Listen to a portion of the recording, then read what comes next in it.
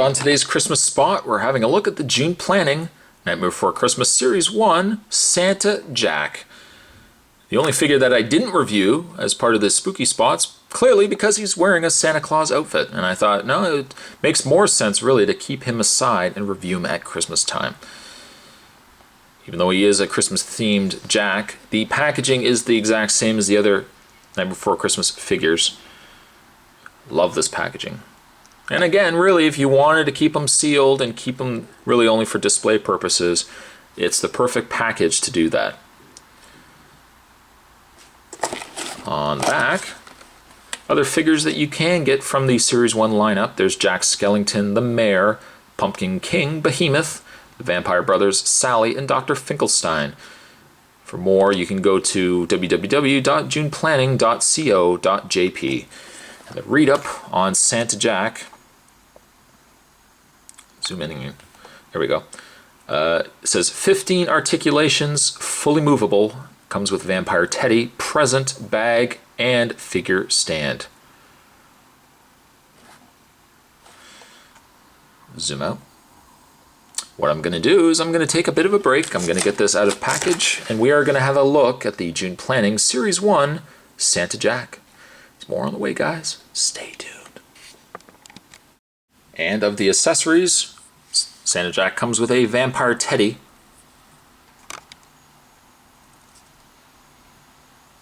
I think the detailing on it is very nice. It looks very similar to, it looks like it was taken out of the movie. I mean, it's done really, really well. The paint's really nice.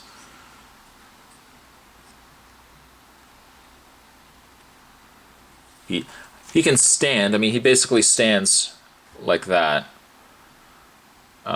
You really can't have Jack holding it, unfortunately, just because of the way Jack's hands are. But the Vampire Teddy is decent enough. I like it. It doesn't seem to have any its arms can move, but I don't really think it's articulation as much as it's just the way the arms were. Maybe not. I stand corrected. You can move the arms slightly, and his head does move left and right as well. There you go. He also does come with the gift bag, Santa's bag.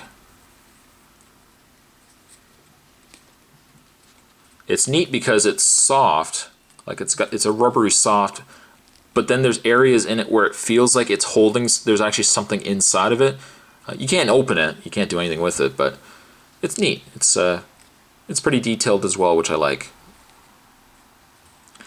We zoom back, put those aside, oops, put those at the back there. Let's have a look at Santa Jack. I've got him on his display stand. Just take that off for a second. It's not the easiest, I find, to get the Jacks. I think I had this problem with the other Jack too, to get the Jack on the display stand. You really have to pry the prongs of the clip here to get it to fasten around his waist. And taking it off too, I even worry that it's going to start scratching paint off.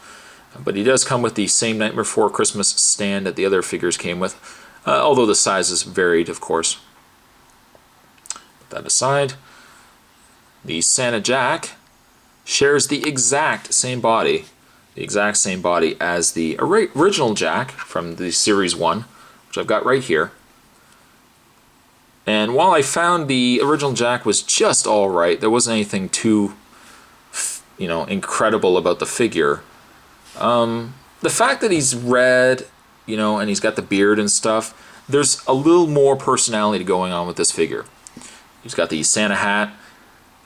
Even though, again, it's the same body used, they've retooled the sleeves to have the Santa fur around the wrists, around the neck collar here, and around the boots as well. But really, aside from that, and the fact that he doesn't have his bow tie, it's the exact same Jack. They've put a beard on Jack as well, which is pegged into the sides of his head. So it's not going to go anywhere, which is good. The hat also looks like it's not removable. I don't know. Even though it is, again, the exact same figure, this one was just alright. It was just alright for me. This one's got a little more going on. I think I like it a little bit more. Of course, we can't overlook the likeness in the face. the June planning, I think, did a pretty good job. I'm still on the fence. I kind of like NECA's a little bit more, but of having seen the other and reviewed the other figures that made up Series 1, at least I didn't stop with Jack. If I had stopped with Jack, I would have probably been disappointed in the line, but the other figures really held up decent, and I think I'm glad that I picked up the Santa Jack as well. He makes for a great display piece at Christmas time. In the way of his articulation, he has a rotation.